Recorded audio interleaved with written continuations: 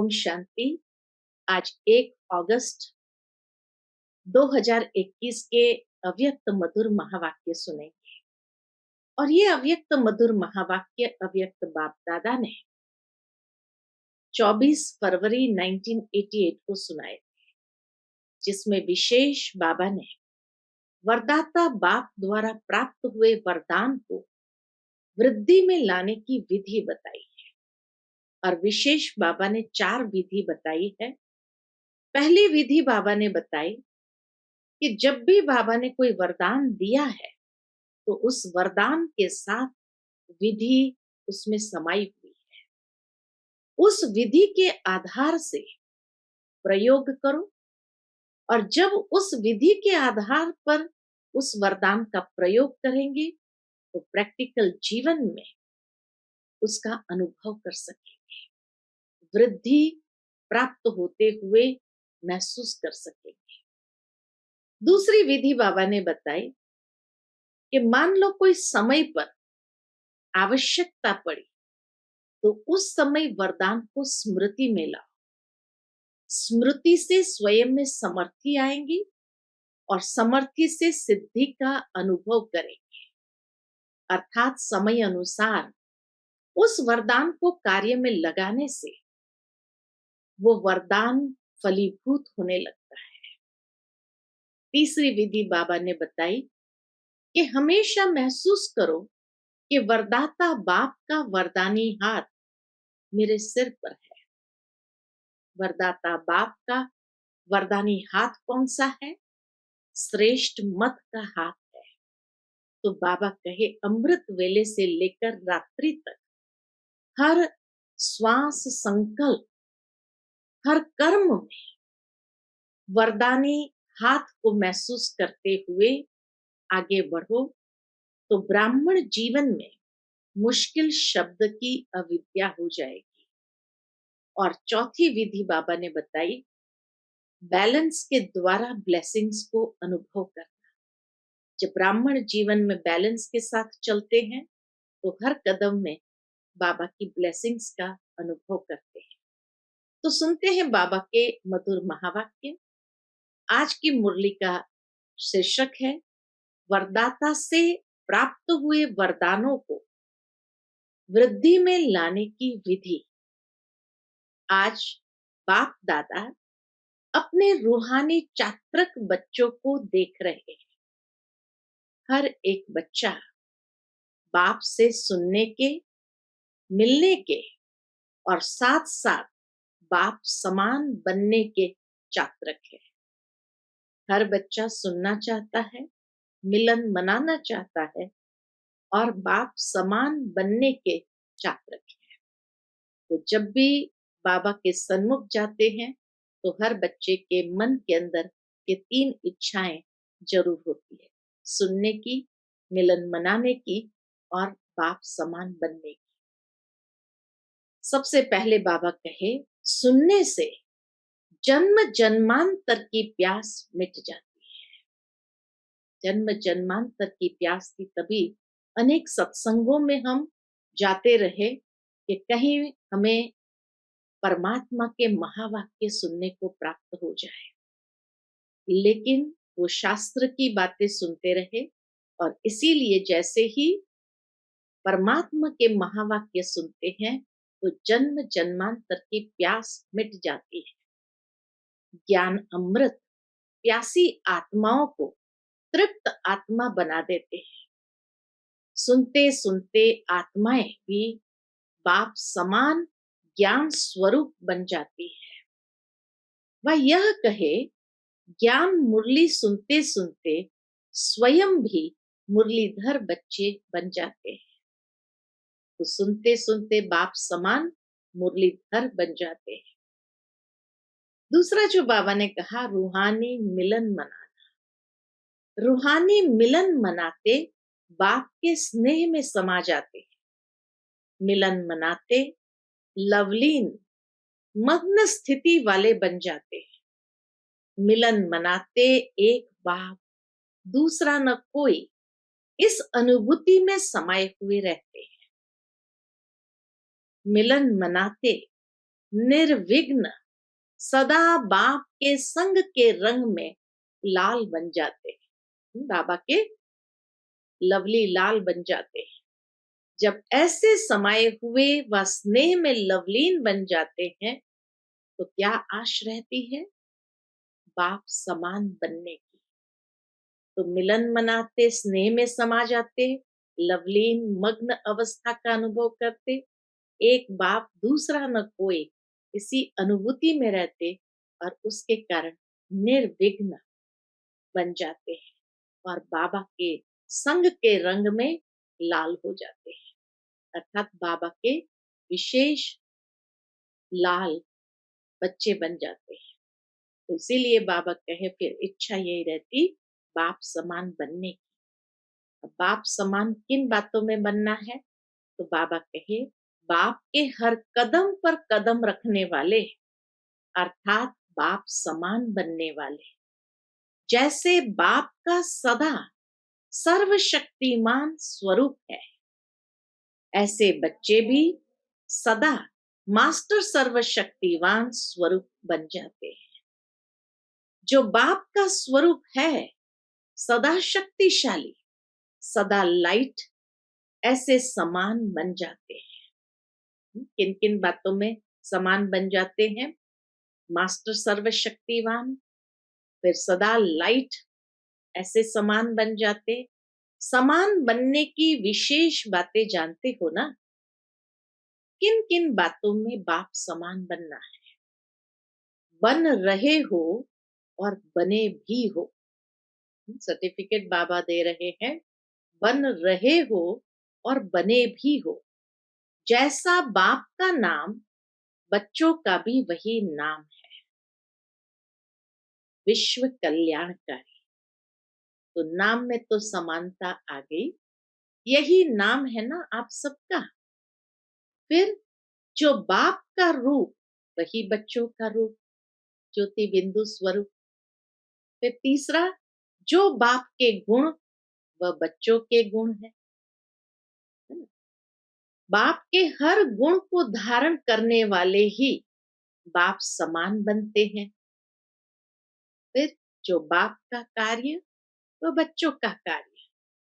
तो नाम, रूप, गुण और कार्य, सब में बाप समान। सब बातों में बाप समान बनना है।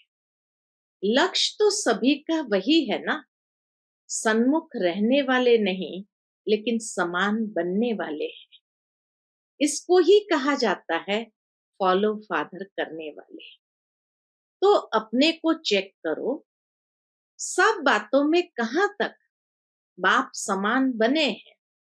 समान बनने का वरदान आदि से बाप ने बच्चों को दिया है।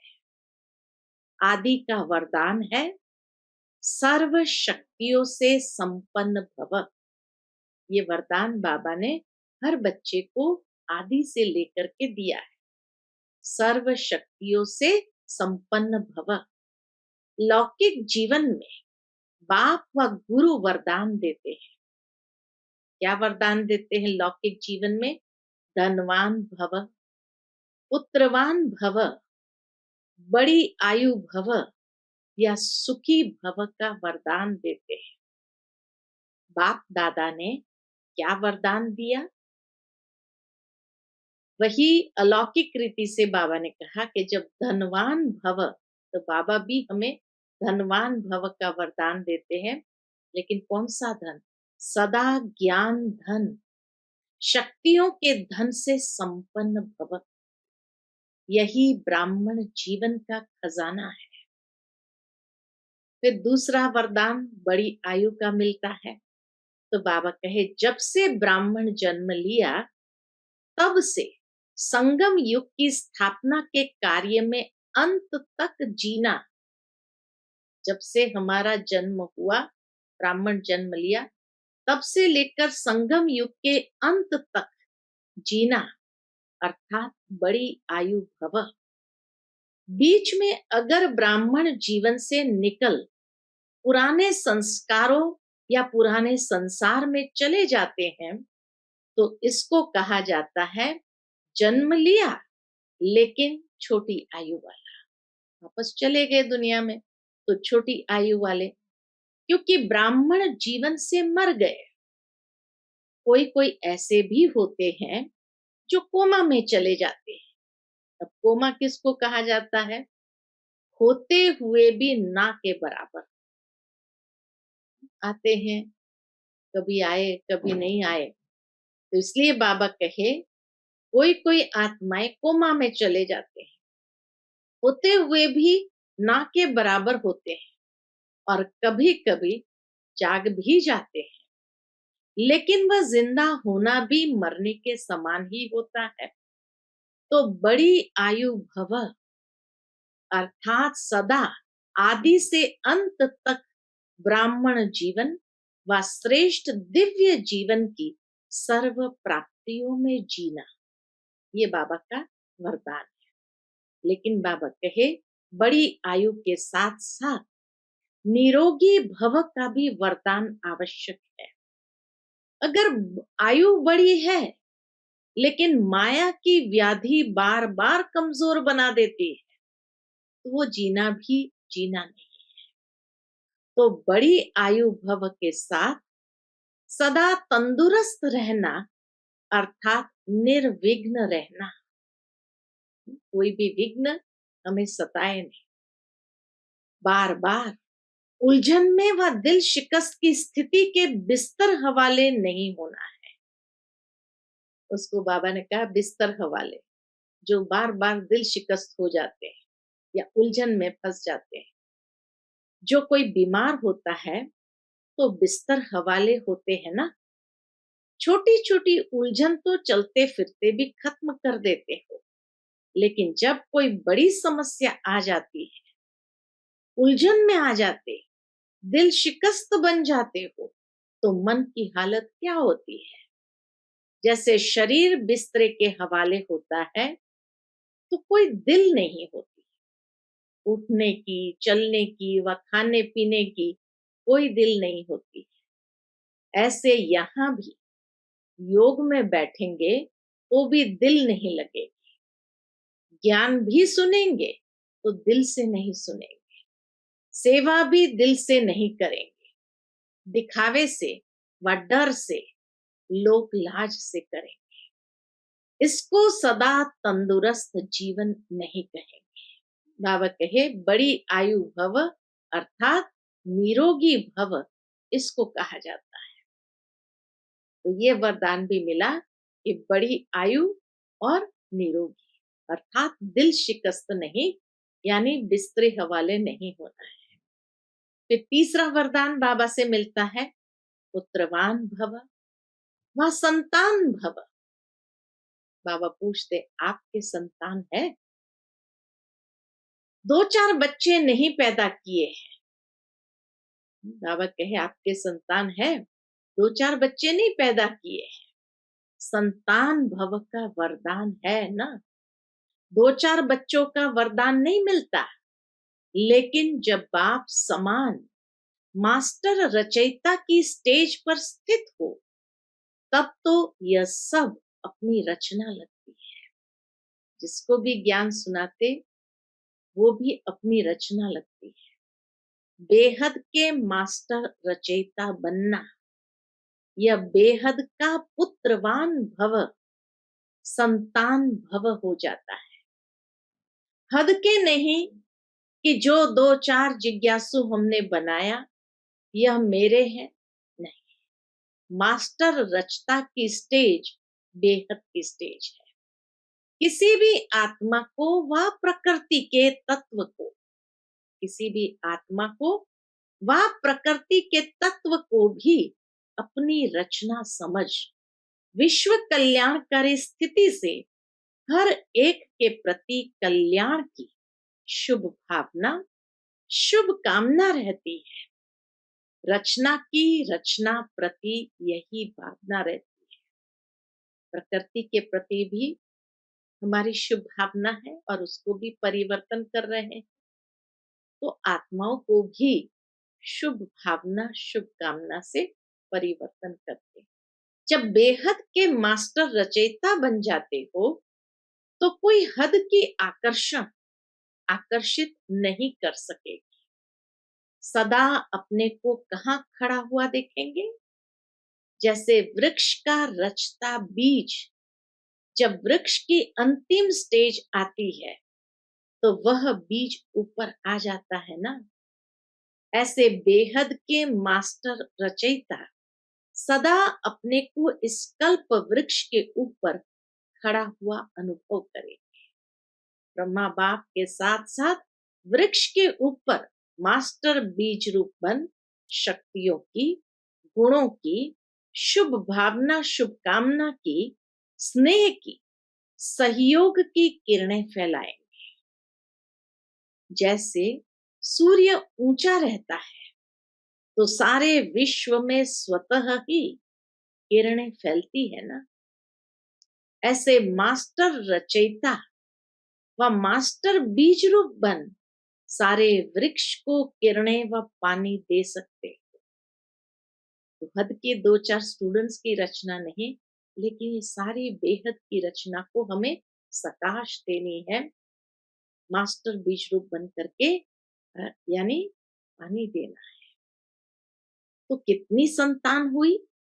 सारी विश्व आपकी रचना हो गई ना। तो मास्टर रचता भव, इसको कहते हैं पुत्रवान भव। और फिर बाबा पूछते हैं कितने वरदान। तो पहला वरदान मिला हम बच्चों को, धनवान भव। दूसरा बड़ी आयु भव, और वो भी निरोगी आयु भव। फिर तीसरा वरदान बाबा ने दिया पुत्रवान भव। तो सारे वरदान तो प्राप्त हो गए। तो कितने वरदान, इसको ही कहा जाता है बाप समान बनना। जन्मते ही यह सब वरदान हर एक ब्राह्मण आत्मा को बाप ने दे दिया है। वरदान मिले हैं ना, वो अभी मिलने हैं।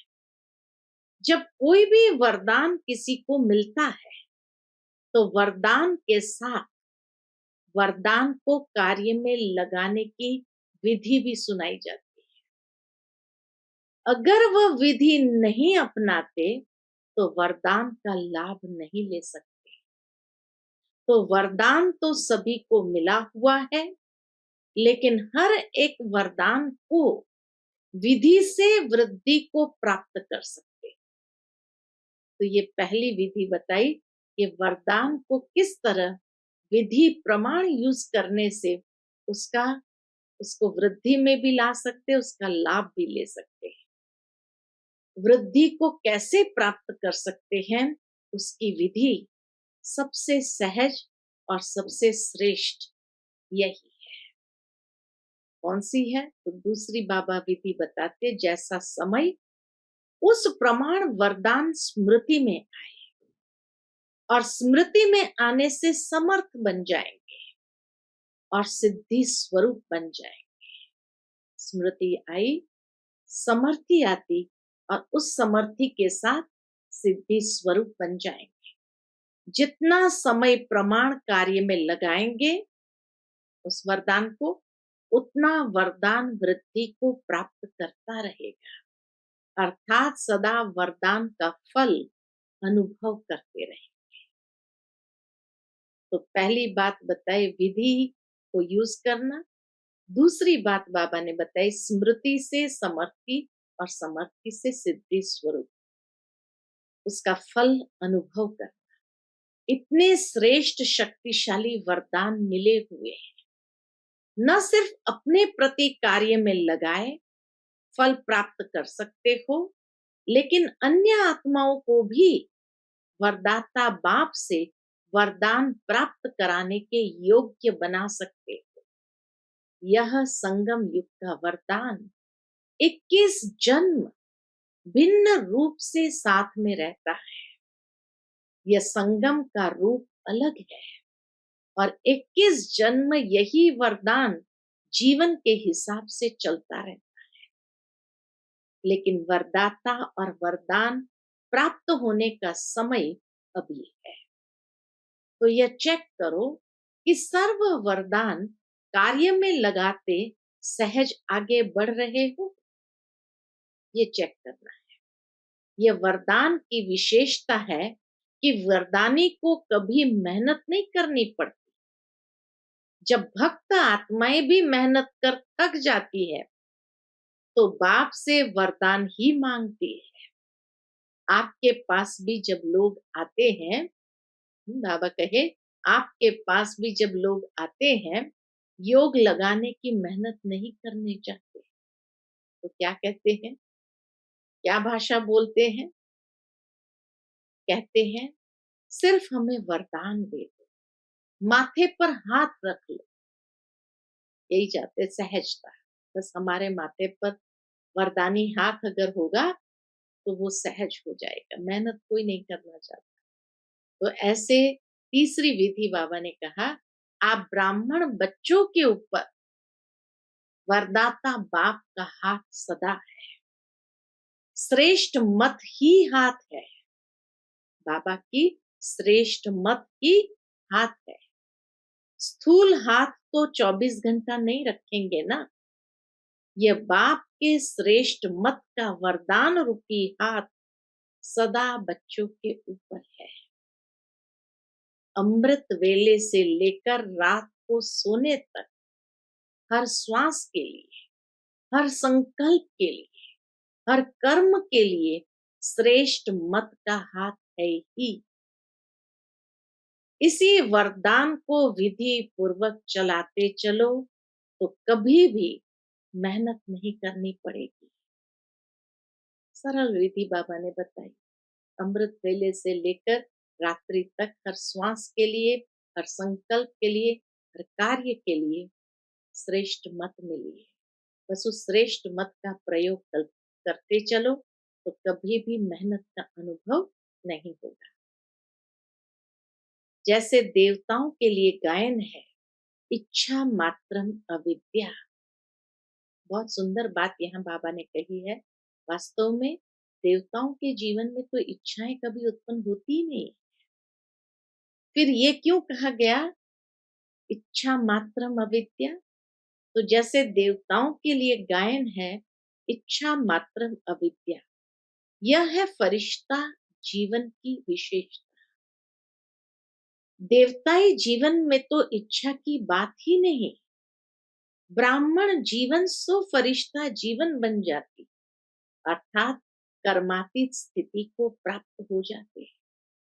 किसी भी शुद्ध कर्म, वह व्यर्थ कर्म, वह विकर्म, वह पिछला कर्म, किसी भी कर्म के बंधन में बंध कर करना, इसको कर्मातीत अवस्था नहीं कहेंगे।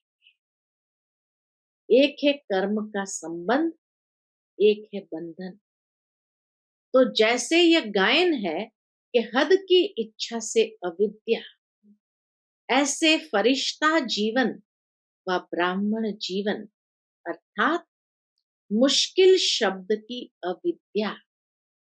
मुश्किल शब्द हमारे जीवन में है ही नहीं, तो मुश्किल शब्द की अविद्या, बोझ से अविद्या, मालूम ही नहीं ये क्या होता है, मुश्किल क्या होता है, बोझ क्या होता है, ये मालूम ही नहीं, इसकी अविद्या।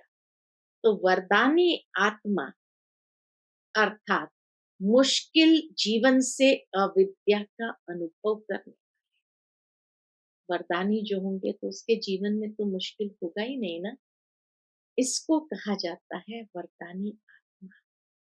तो बाप समान बनना अर्थात सदा वरदाता से प्राप्त हुए वरदानों से पलना, सदा निश्चिंत, वरदानों से जो पल रहे हैं उसकी निशानी क्या, सदा निश्चिंत, निश्चित विजयी अनुभव करना। कई बच्चे पुरुषार्थ तो बहुत अच्छा करते हैं, लेकिन पुरुषार्थ का बोझ अनुभव होना, यह यथार्थ पुरुषार्थ नहीं है।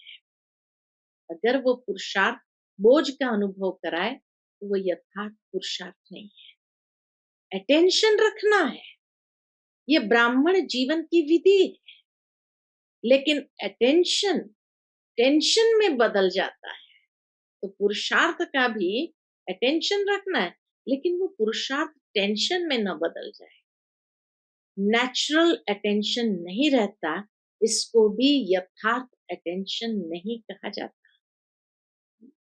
नेचुरल अटेंशन नहीं रहता, इसको भी यथार्थ अटेंशन नहीं कहा जाएगा।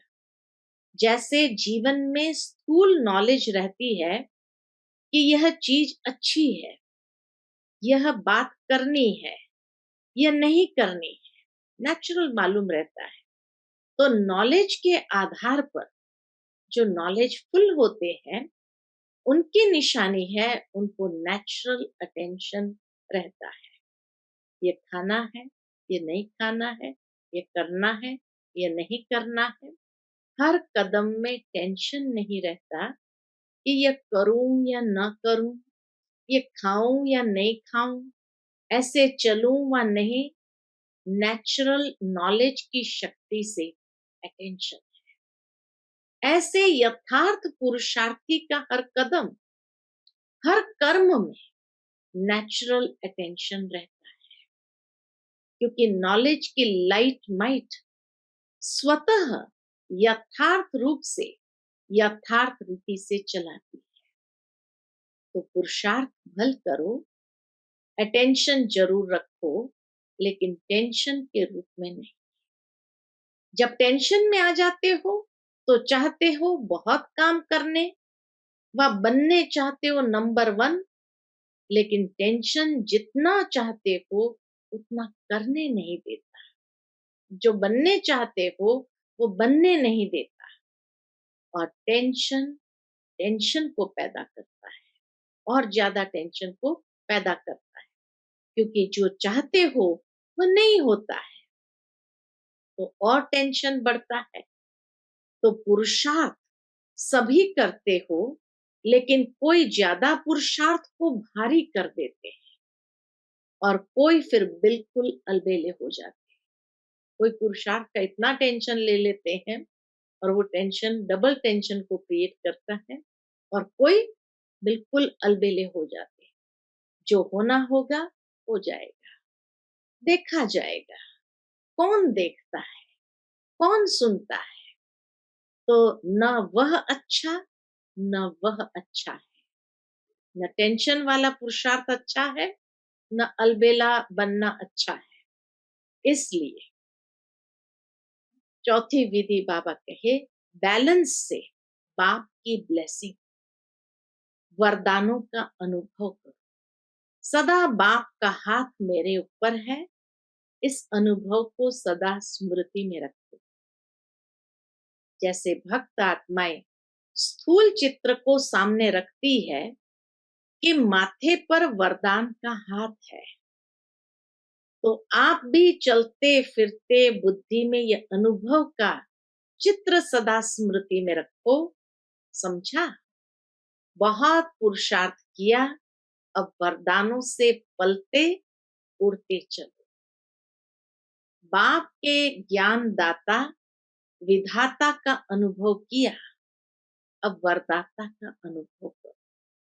बाबा ज्ञान दाता विधाता है, उसका अनुभव तो किया, अब बाबा कहे बाबा को वरदाता के रूप में अनुभव करो।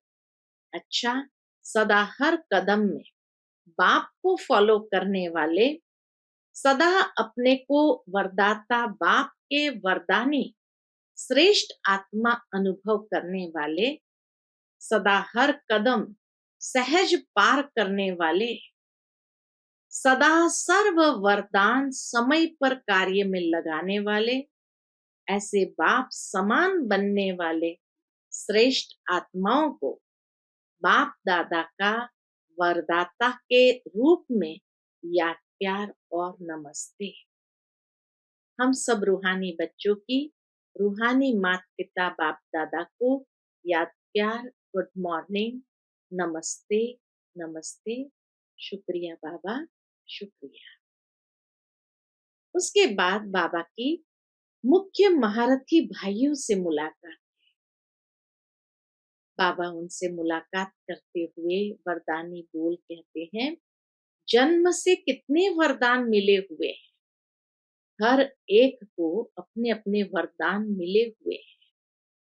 जन्म ही वरदानों से हुआ, नहीं तो आज इतना आगे नहीं बढ़ सकते।